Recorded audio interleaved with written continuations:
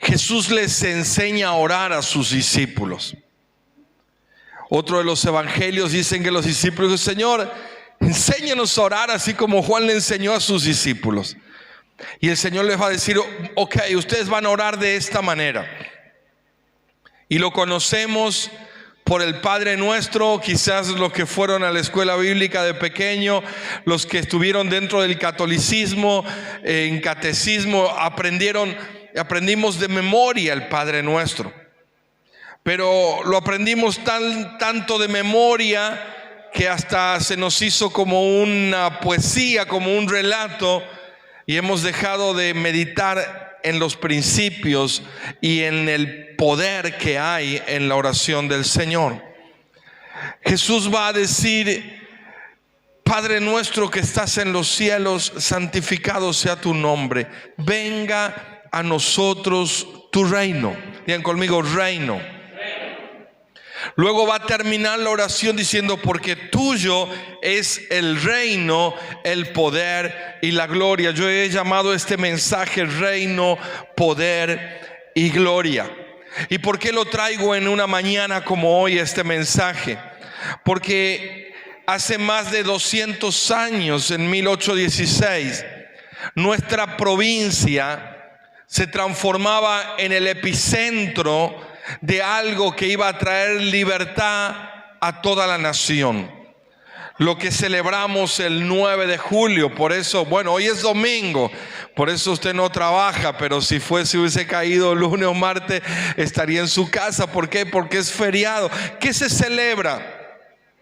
Que desde Tucumán, representantes de todas las provincias se reunían para tomar un acuerdo y declarar la libertad, la independencia de los poderes de los reyes de España. ¿Se acuerdan que estábamos bajo ese dominio? Digan conmigo: de los reyes.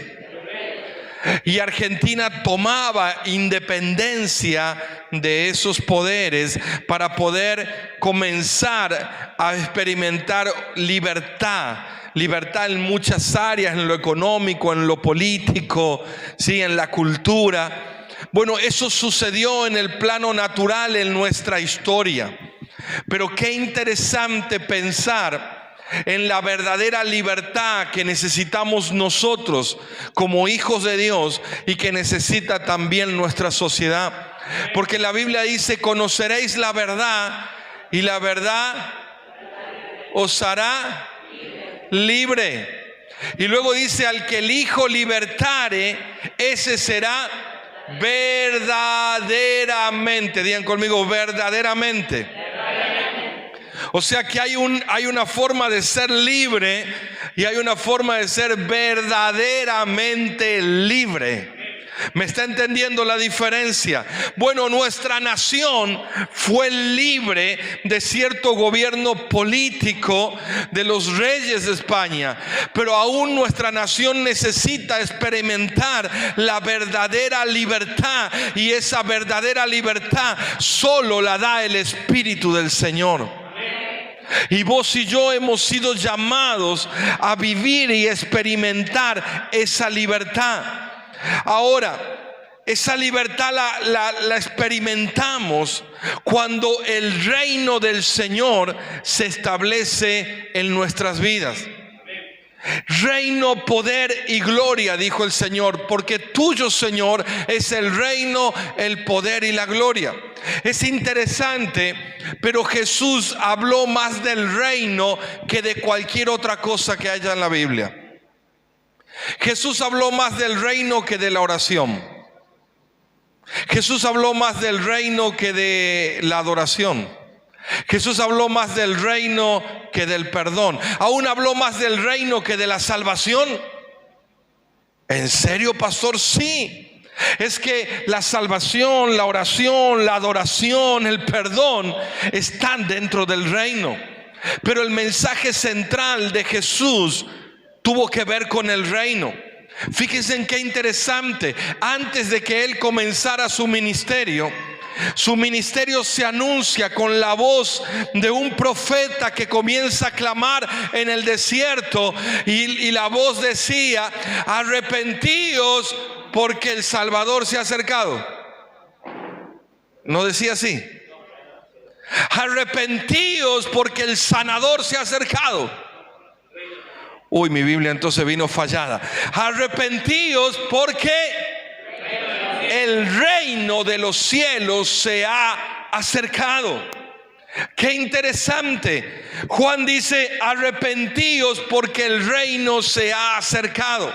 Y pregunto, ¿quién se está acercando? ¿Quién está a punto de aparecer en escena? Dígalo conmigo, es Jesús. Ahora Juan dice: arrepentíos porque el reino se ha acercado. La palabra arrepentimiento en el original es la palabra metanoia, y la palabra metanoia significa cambio de mente, cambio de mentalidad.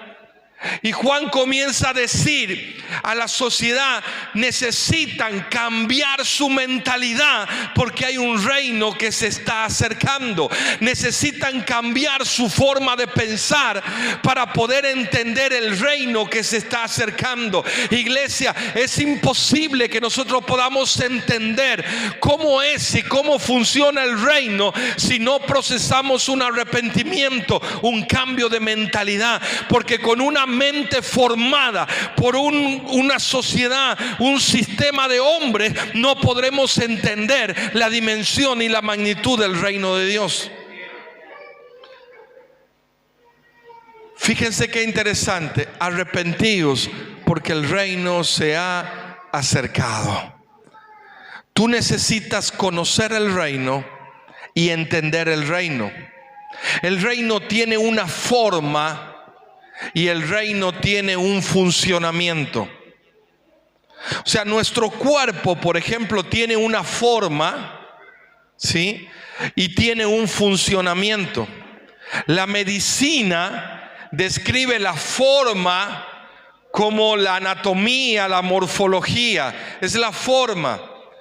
Pero describe el funcionamiento como la fisiología, cómo funciona nuestro cuerpo. ¿Por qué tiene hambre? ¿Por qué tiene sueño? ¿Por qué se siente de diferentes maneras? Ahora, el reino de los cielos tiene una forma, tiene un funcionamiento. Y si yo no conozco acerca del reino, difícilmente pueda funcionar y ser efectivo dentro del reino. Es interesante que antes de que comience el ministerio de Jesús, se lo comienza anunciando diciendo: el reino se ha acercado. Durante el ministerio de Jesús, durante su ministerio, Él habló más del reino que de cualquier otra cosa. Y cuando murió y resucitó, dice Hechos capítulo 1, que durante 40 días les estuvo hablando acerca de él. Ay, qué interesante. Si su ministerio se anuncia con el reino, durante el ministerio habla del reino, y cuando ya muerto y resucitado 40 días se toma para decir: hay algo que ustedes tienen que entender, y que es él. Tóquelo el que está a la par suya y dígale: eso tiene que ser importante. Porque tuyo, Señor, es el reino. El reino de los cielos manifestado aquí en la tierra. Jesús comienza la oración diciendo: venga a nosotros tu reino. La gran preocupación de la religión fue encontrar una fórmula, hasta una oración, para poder llegar al cielo.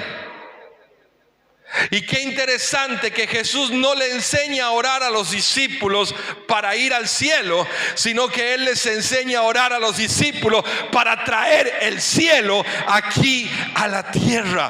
Lo que estoy diciendo es que en la oración, lo primero que Jesús le está diciendo a los discípulos: ustedes van a tener la potestad, el poder de traer el cielo, el reino de Dios, y manifestarlo aquí a la tierra a los hombres. Nuestra sociedad no será libertada por un gobernante. Nuestra sociedad no será libertada por alguien que se levante con ciertas ideas. Esos serán políticas, filosofías y hasta gobierno de hombres. Pero la verdadera libertad han de expresarla los hijos de Dios aquí en la tierra. ¿Y de qué forma? Manifestando el reino de Dios en la tierra. Fíjense qué interesante lo que dice Romanos capítulo 8 versículo 20. Romanos 8:20 dice: porque la creación fue sujetada a vanidad, no por propia voluntad, sino por causa del que la sujetó en esperanza. Porque también la creación misma será libertada de la esclavitud de corrupción a la libertad gloriosa de los hijos de Dios. Romanos 8, cada uno tiene quizás un pasaje o un capítulo preferido de la Biblia. Para mí Romanos 8 está dentro de la lista de los top. Romanos 8 tiene una riqueza, un tesoro para los hijos. Yo digo en algún momento que es la tesis para los hijos. Contiene tanto mensaje para los hijos. Pero déjenme tomar esta parte. Dice: la creación que está sujetada a vanidad. Nuestras ciudades, nuestras provincias, nuestra sociedad. Dice: un día será libertada. Sí, la creación misma será libertada de la esclavitud de la corrupción a la libertad gloriosa. A mí me gusta mucho esta palabra, la libertad gloriosa. Mire, quiere decir que hay un estado de libertad. Hay un estado de libertad que es tan extraordinario, tan precioso, tan pleno, que cuando el apóstol busca una palabra para describir el estado de libertad en que puede vivir un hijo de Dios, él dice la libertad gloriosa. Yo quiero que usted entienda, usted no ha sido creado, ni llamado, ni salvado para vivir bajo esclavitud, bajo yugo, bajo sometimiento, sino que hay un estado de libertad absoluto, íntegro, total, que solamente los hijos de Dios pueden experimentar en su vida.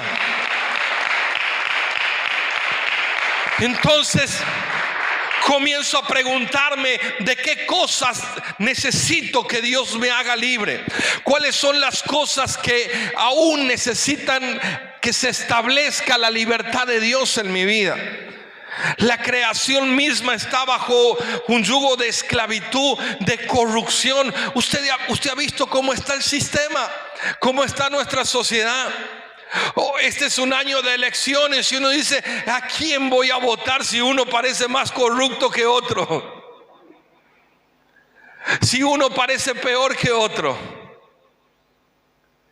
Cuando la iglesia entiende que nosotros portamos el diseño de libertad, vos portás el diseño de un hijo. Y los hijos viven en libertad. No importa quién gobierne, no importa lo que esté sucediendo. Es más, te voy a decir algo. El problema en nuestra sociedad va a ir en aumento.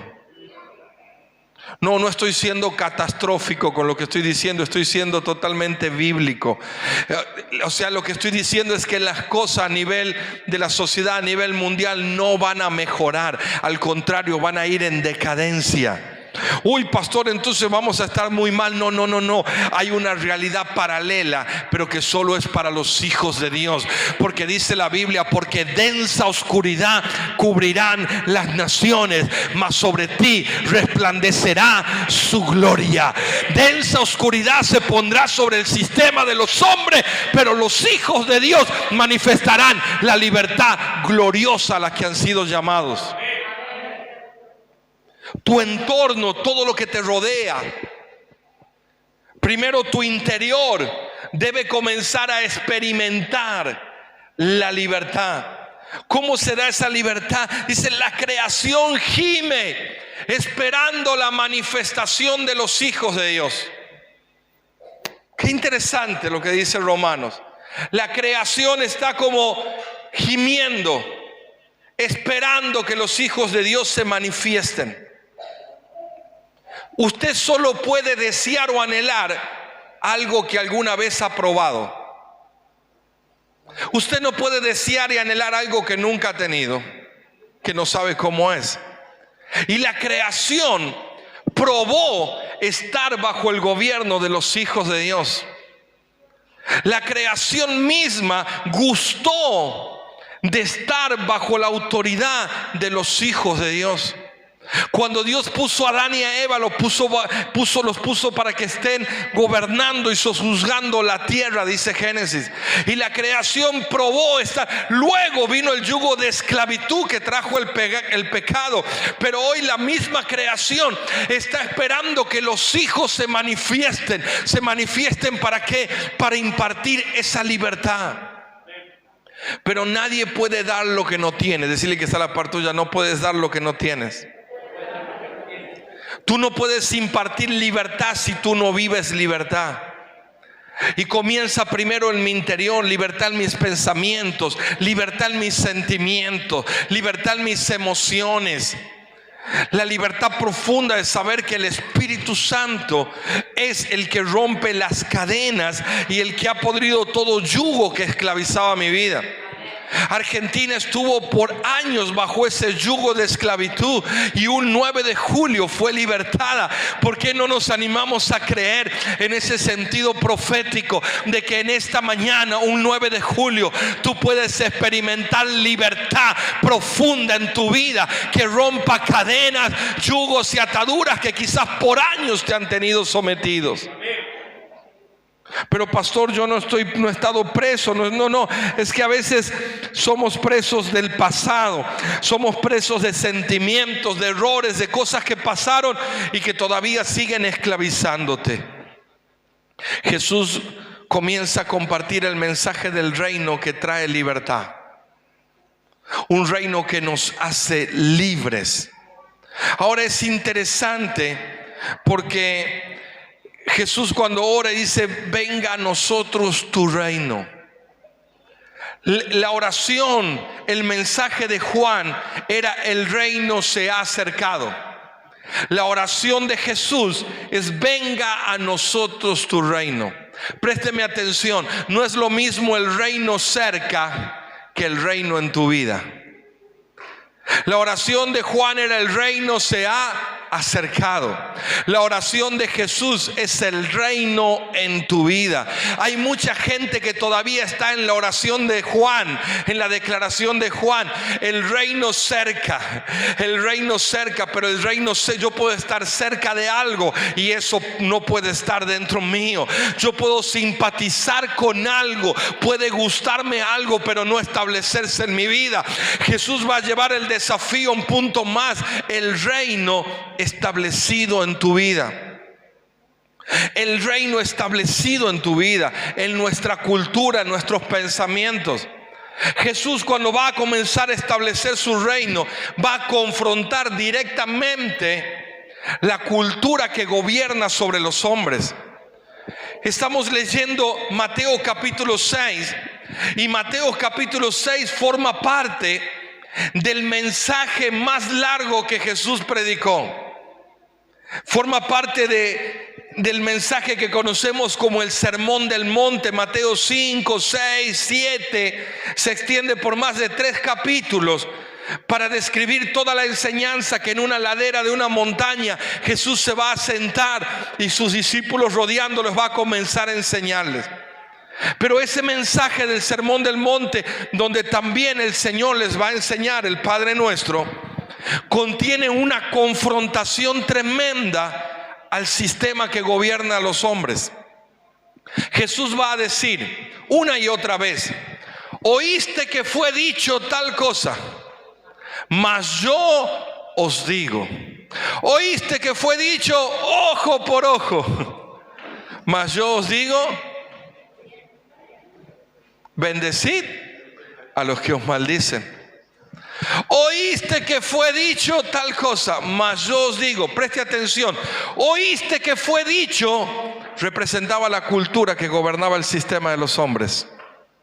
Mas yo os digo es la forma en que el reino de los cielos funciona. ¿Me está entendiendo? El oíste que fue dicho, Jesús toma esa expresión porque la forma que se transmitía la cultura era lo que la mamá le decía y la pequeña escuchaba. La principal fuente de transmisión de la cultura hebrea judía era el relato, era la oratoria de los padres a los hijos. Por eso es que usted va a encontrar en el Antiguo Testamento: dile estos mandamientos a tus hijos, repíteselo cuando estén en la casa, cuando estén en el campo, porque ellos debían decirle, y con eso transmitían la cultura de los padres a los hijos. No había un pendrive.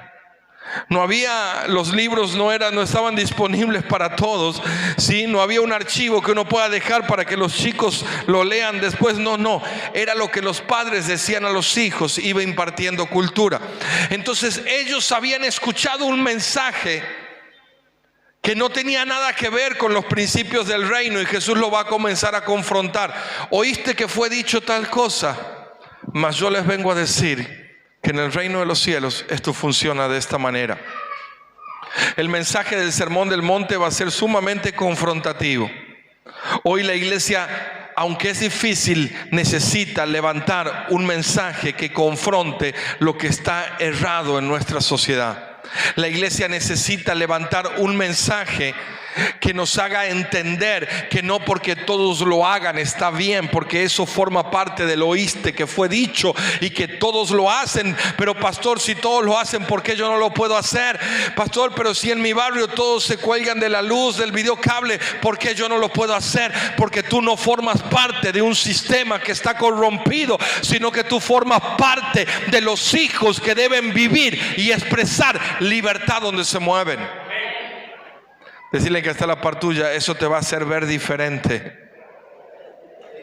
Cuando el reino se comienza a establecer en tu vida, tú comienzas a ser confrontado con las cosas que no están de acuerdo a ese reino.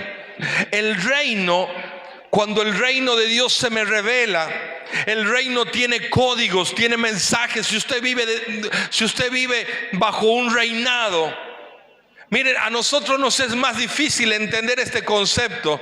Hay otros países, otros lugares donde inclusive les es más fácil, porque nosotros aquí no tenemos reyes, nosotros tenemos un sistema democrático. Eso significa que cada uno puede opinar y tener su impresión de las cosas. Yo quiero decirte, el reino de los cielos no es democrático, es teocrático, es Cristo.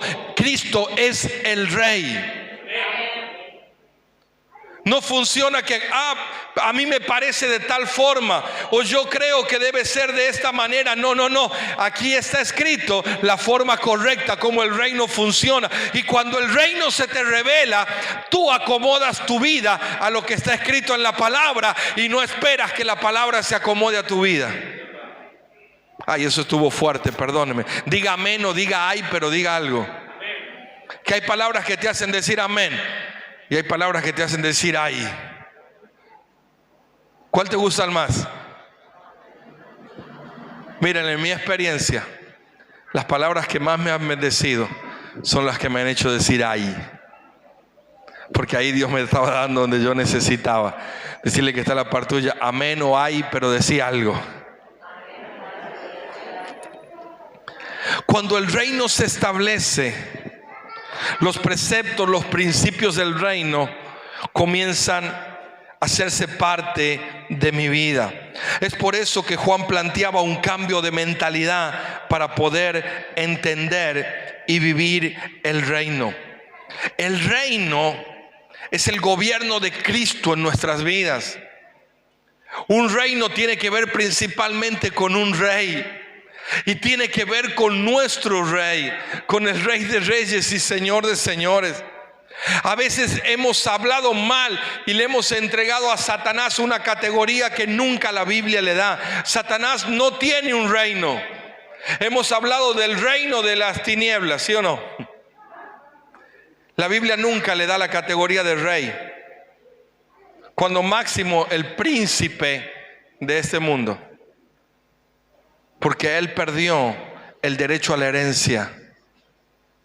Él perdió el derecho a transformarse en un rey. Y si por algo Satanás nos odia, es porque vos y yo sí tenemos ese derecho. Porque es interesante entender que Jesús dice: Padre, tuyo es el reino. ¿De quién es el reino? De Dios. Pero cuando Jesús comienza a hablar en la tierra, nos comienza a explicar cómo funciona ese reino. ¿Y por qué nos explica tanto acerca de cómo funciona el reino? Fíjense en las parábolas del Señor Jesús. La mayoría de las parábolas comienzan con la expresión: el reino de los cielos es como, o el reino de los cielos es semejante a. ¿En qué compararé el reino de los cielos? Compararé a un hombre. Y Jesús va a contar las parábolas. Mateo capítulo 13, por ejemplo, tiene 8 parábolas. De esas 8 parábolas comienzan con el encabezado: el reino de los cielos. Es el capítulo de la Biblia que más parábolas tiene, Mateo 13. Y comienzan con el encabezado: el reino de los cielos es como. O sea, hay un... A ver, ¿cómo lo explico? Como una obsesión en el Señor. Es decir, ustedes tienen que entender cómo funciona el reino para que se establezca en su vida. ¿Y por qué más? Porque hay algo que es extraordinario. Miren lo que dice Apocalipsis capítulo 1, versículo 4.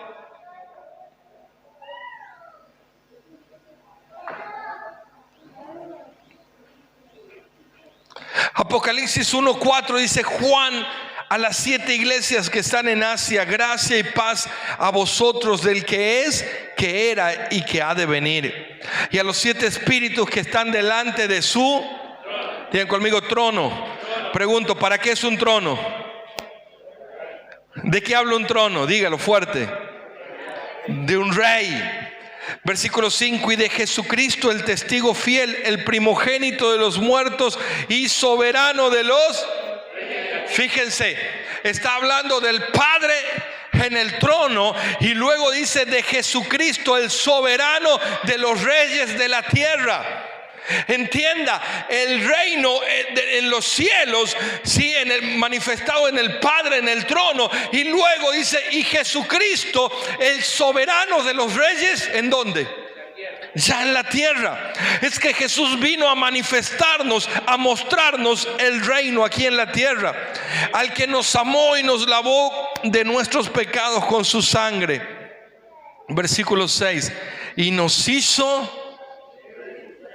Vamos, dígalo. Y nos hizo... Ay, santo Dios. Tratemos de entender esto, iglesia.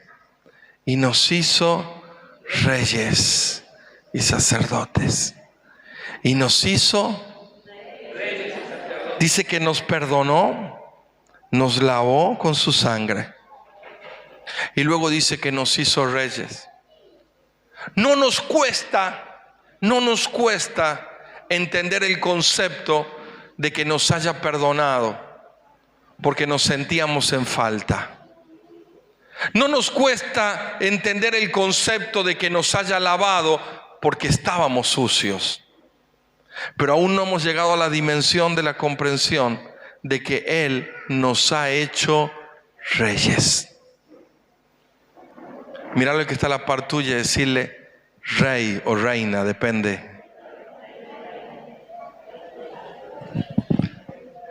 Levanten las manos las mujeres casadas que están aquí. Pregunto, ¿a cuántas de ustedes les gustaría que la traten como una reina? A ver, vamos, levanten la mano, manténganla levantada. ¿A cuántos les gustaría que la traten? Yo les traigo una revelación en esta mañana. Si usted baja la mano, se perdió la revelación. Yo les traigo una revelación para que a partir de esta misma tarde, esta misma noche, a usted la comiencen a tratar como una reina. Miren, se le dibujó una sonrisa a todas. Si bajó la mano, se perdió la revelación. Vamos, la hermana tiró la olla, hermano, levanta las 2 manos. ¿Usted quiere el secreto para que usted la traten como una reina? ¿Sí o no? ¿Lo quiere? Vamos, ponga demanda. ¿Lo quiere o no lo quiere? Bueno, yo le voy a dar. Es muy sencillo, es muy simple. Usted comience a tratar a su esposo como un rey. Me dijeron.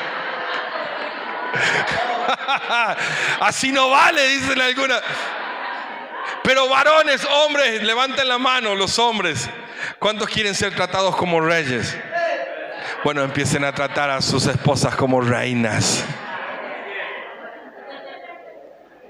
Es que no hemos entendido, porque no hemos incorporado la mentalidad del reino en nuestras vidas.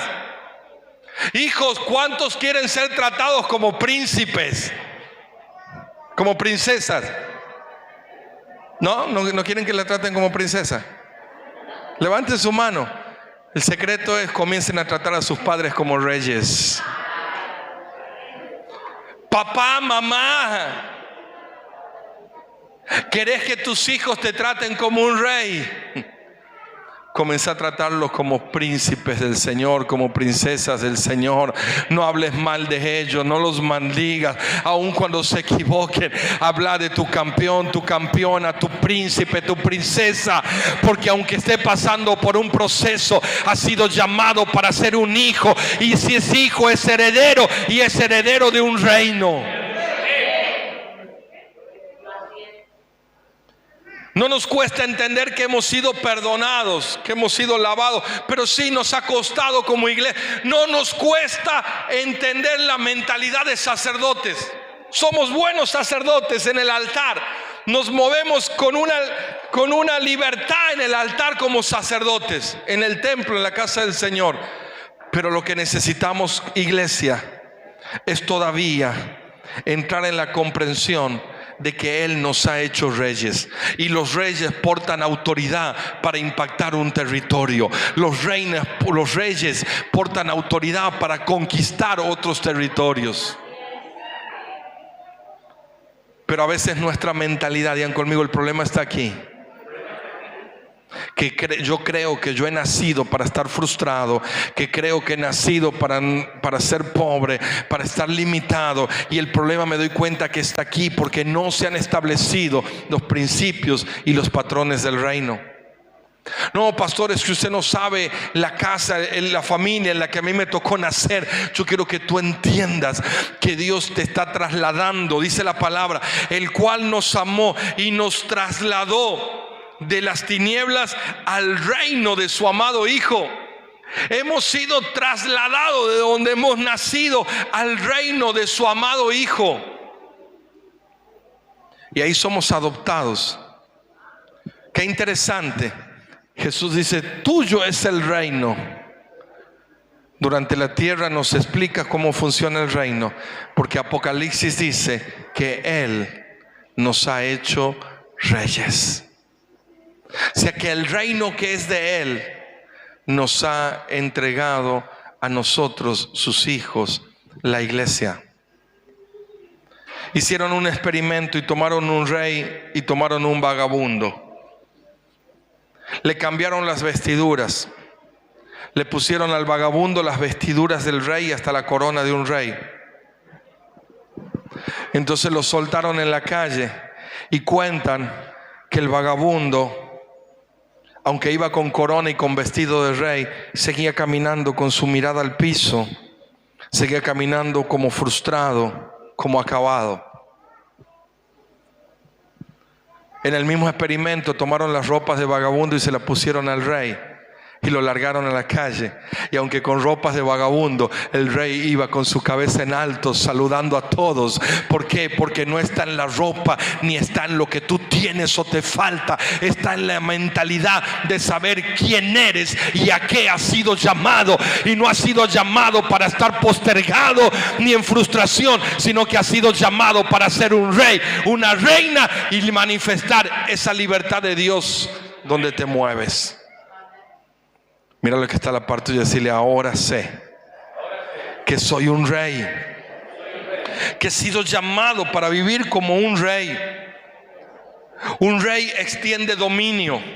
La iglesia del Señor avanza por conquista, y avanza por conquista de territorios. Un reino establece dominio sobre un territorio. Esta zona, este barrio, aunque usted no lo vea, está siendo impactado porque aquí está la iglesia y va a ejercer gobierno espiritual sobre ese territorio. Es el reino de los cielos el que le pone el límite a las tinieblas y no al revés.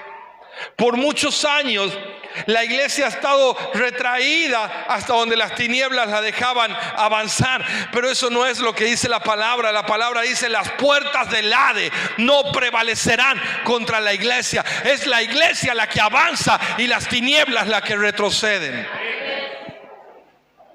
Pero eso se manifiesta cuando cada uno experimenta esa libertad en su vida, el gobierno de Cristo en tu vida. El problema es que muchas veces tú has sido tu propio rey. ¿Quién se sienta en el trono de tu vida? ¿Quién es tu rey? ¿Quién toma las decisiones? No, yo hago como yo quiero. Porque yo aprendí de esa manera y yo así lo voy a hacer. Tú estás siendo el propio arquitecto de tu vida. Tú estás siendo el propio rey de tu vida. Ahí no hay gobierno ni reino de Cristo manifestado. Cuando el reino de Cristo se manifiesta en tu vida, tú estás dispuesto a ser formado, a ser instruido, a ser enseñado. Porque en un reino se entiende de obediencia, en un reino se entiende de sujeción, en un reino se entiende de autoridad. Digan conmigo,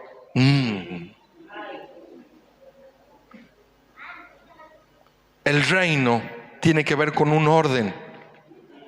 El reino tiene que ver con hijos. Digan conmigo, tiene que ver con hijos. La iglesia, nosotros fuimos diseñados para vivir como hijos. Romanos 8 dice: si somos hijos, somos herederos. Ahora, qué interesante, porque Apocalipsis dice que el Señor nos ha hecho reyes. Pero cuando el Señor Jesús estaba aquí en la tierra, Él le dice al Padre: tuyo es el reino, tú eres el rey. Pero Apocalipsis dice que nos ha hecho reyes a nosotros. Pregunto, si tú eres el hijo de un rey, ¿tú qué eres? ¿Tú eres un? Vamos, dígalo fuerte. Príncipe. Si eres mujer, ¿qué eres? Ahora, ¿qué hace falta para que un príncipe, una princesa se transforme en un rey? ¿Qué hace falta? La corona, pero la corona la tiene el rey. ¿Qué hace falta para que la corona del rey vaya a la cabeza de un príncipe? Vamos, dígalo sin miedo. La sucesión quiere decir que el rey tiene que... pero el Señor dice: tuyo es el reino, el rey es Dios. Y estamos complicados porque ¿cómo va a morir Dios? ¿Puede Dios morir? ¿Usted está seguro de lo que está diciendo? ¿Puede Dios morir? Piense un momento. Jesucristo, el soberano de los reyes de la tierra. Nosotros hemos heredado un reino. ¿Sabes por qué? Porque hubo un rey que murió. Y la Biblia dice que sobre su cabeza, en diferentes idiomas, había un cartel que decía: el Salvador del mundo. ¿Qué decía el cartel? El Rey de los judíos. El Rey estaba muriendo para que vos y yo podamos heredar un reino. Lo que la Biblia habla, el reino de su amado Hijo. Para que vos y yo podamos ser parte de un reino que trae libertad. Señor, tuyo es el reino. Pero nos has hecho reyes. Mire lo que dice Lucas capítulo 12 versículo 32. Para los que toman nota, tomen nota de este pasaje también. Lucas capítulo 12 versículo 32 dice: no temáis, manada pequeña, porque a vuestro Padre le ha placido daros el reino. Aleluya. No temáis, porque el Padre te ha entregado un reino. El reino tiene la capacidad de despojar al espíritu de temor. No temáis, porque el Padre te ha entregado un reino. Piensa por un momento en las cosas que tú puedes necesitar en tu vida, sea del índole que fuere. Piensa un momento. Te aseguro que todas ellas están dentro del reino de los cielos. El Señor te está diciendo: no temas, porque te ha entregado el Padre un reino, y en el reino está todo lo que necesitas para vivir sin temor. Segunda de Timoteo capítulo 2 versículo 12 dice: si perseveramos, también reinaremos con Él. Si le negamos, Él también nos negará. Si perseveramos, también reinaremos con Él. Ahora, qué interesante, Dios nos ha llamado para que seamos reyes, pero siempre Él va a ser el Rey de reyes. Siempre estará su dominio, su autoridad por encima de tu vida. Estudiando un poquitito acerca de los reyes, leía la historia de cuando Brasil fue colonizado por los portugueses. Y porque las dos formas de que alguien porte una corona, te decía, una es que muera el rey y otra es que el rey se extienda a otro territorio. Y se daba en la antigüedad que un rey conquistaba un territorio, ¿sí?, lejano a donde él estaba, y levantaba a su hijo y lo establecía en ese territorio como rey. ¿Está acá conmigo?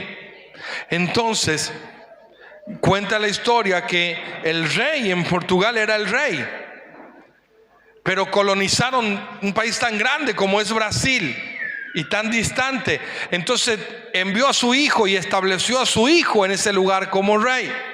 Entonces el hijo, cuando estaba en ese territorio, ¿sí?, de Brasil, él era el rey. Pero cuando él volvía a su país a reportarse a su padre, él era el hijo del rey. ¿Está aquí conmigo? Cuando iba a su territorio, él podía impartir autoridad y ser el rey. Pero cuando iba a lo de su padre, él debía estar siempre por debajo de su rey. Quiero que usted entienda, Dios nos ha entregado a nosotros autoridad para impartirla en diferentes territorios, pero siempre debemos volver a los pies de quien está por encima nuestro, que es el Rey de Reyes y Señor de señores.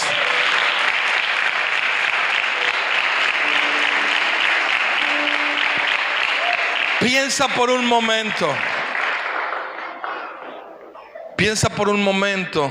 El reino de Dios está establecido en mi vida. Se está estableciendo el reino en mi vida. ¿Qué áreas de mi vida necesitan libertad? Que solamente el reino de Dios las puede dar. No temáis, porque al Padre le ha placido daros el reino.